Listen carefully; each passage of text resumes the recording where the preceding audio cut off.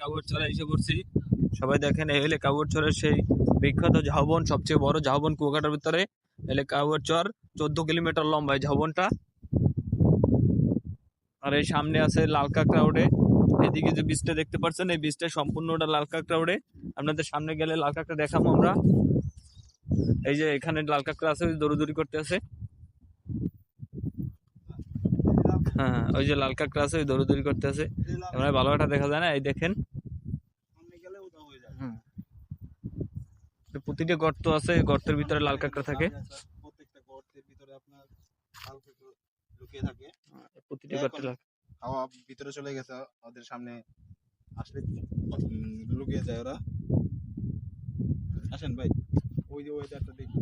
জায়গায় ওয়েদারটা খুবই সুন্দর, ঠিক আছে। এই জায়গায় ঘুরলে মন চাইবে ঘুরতে, মানে যতক্ষণ থাকবেন খুব ভালো।